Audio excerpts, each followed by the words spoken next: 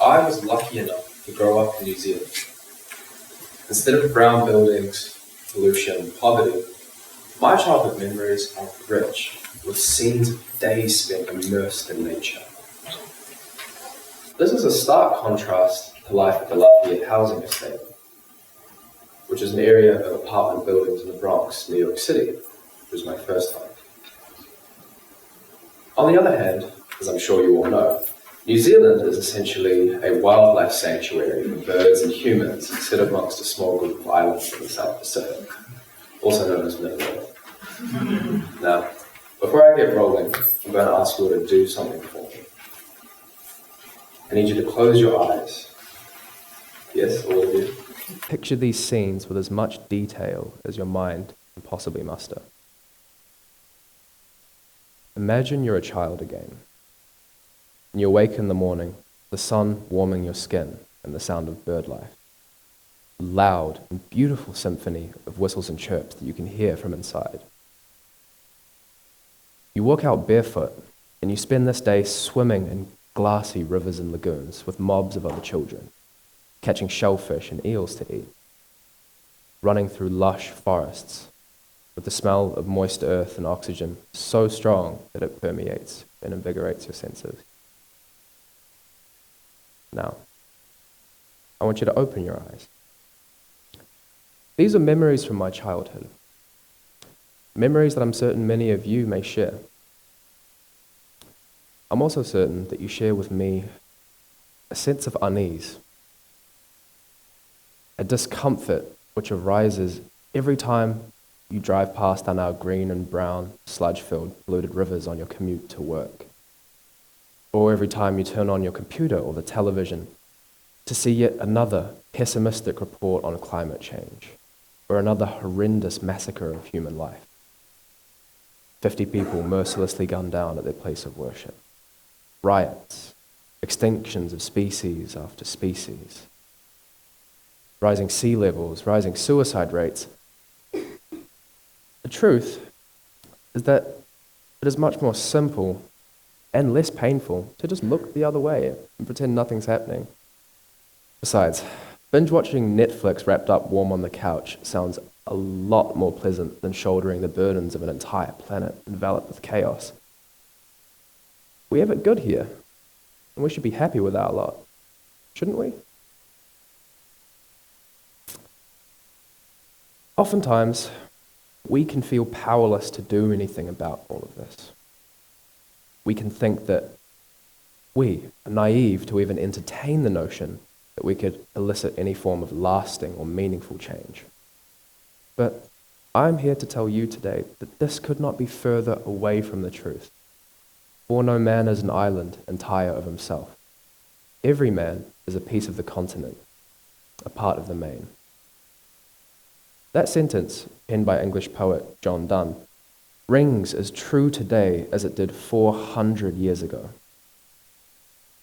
It illustrates the fact that you have the innate power, potential, and capability to change the entire world. With nothing but thought, intention, and physical movement, you, through your 5 senses, can reshape the very fabric of reality as you see fit. If we look at life as a story, the answer to how the world has got to the point it is in today, and the state that it is in, and how we can use this reshaping ability each of us possess to make a difference, whether in our own lives or outside, starts to crystallize. You see, we're all part of a great work, one which threads together the individual strands of our personal lives to create this beautiful tapestry that we call the world. As the protagonist in our own epic saga, we must each take it upon ourselves to leave the castle, the shire, or the village, which are all metaphors for our comfort zone, and to take the journey into the forest, into Mordor, into the unknown. By accepting our quest and relinquishing our fear of failure and rejection, we allow ourselves and give ourselves permission to impart change. We also allow other characters to come into our story, And this part is where it gets especially interesting, as they can collaborate with us to create things that we didn't even think were possible.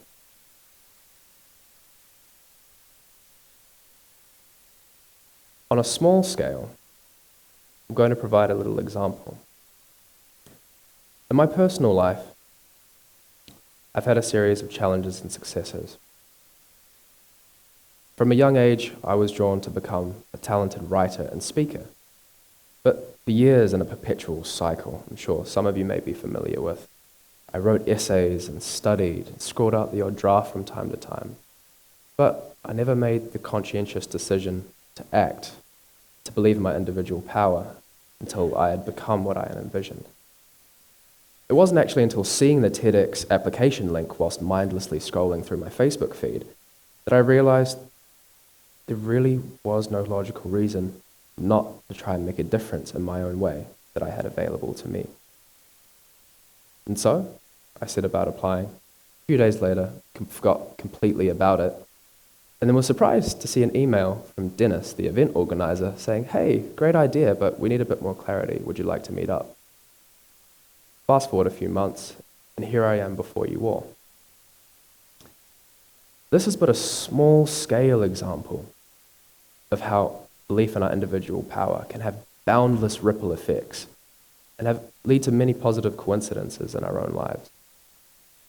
On a larger scale, we can see that all great creations and people's movements, whether Martin Luther King's role in the civil rights movement, which helped enable people who look like me to be considered human beings in the US against fierce opposition from the government, institutions, and from the population at large, or Nikola Tesla's invention of alternating current electricity, which reshaped the entire globe and life for all of those upon it. These changes and the people who elicited them started with the same choice that we have, that I have, and that you have.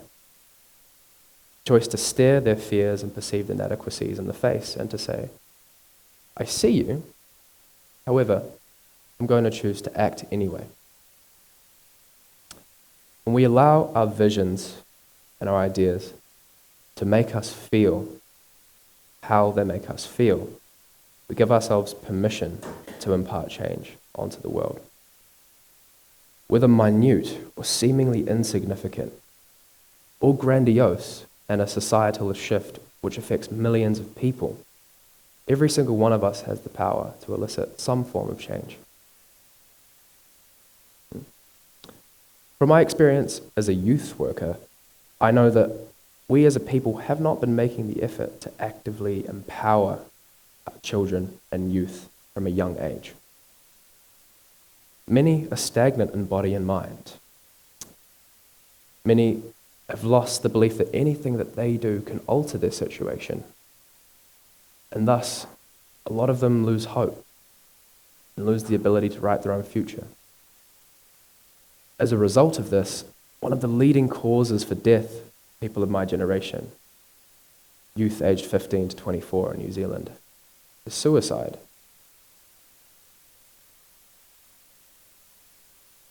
It doesn't take much of an observation to see that on a cultural scale, we as a people need to radically redesign, reorientate, and reprioritize the way in which we relate to the world inside of us and outside of us.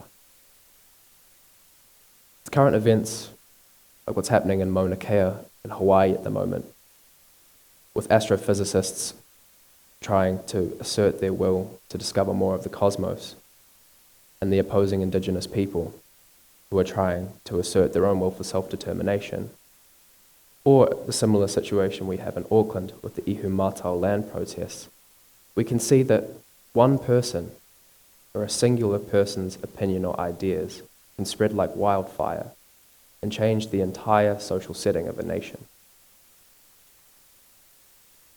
My own personal vision is to restore a strong sense of kinship amongst as many cultures as I can, to bring vitality back to communities which now seem barren, and to ensure that lush natural environments which teem with wildlife once again become commonplace. My question to you all, what is yours? I need you to really ponder this. What is it that I wish to bring into being in my short time here? Whether changing a small habit in our own personal life or trying to radically redesign the earth. This is my question to you all. Thank you.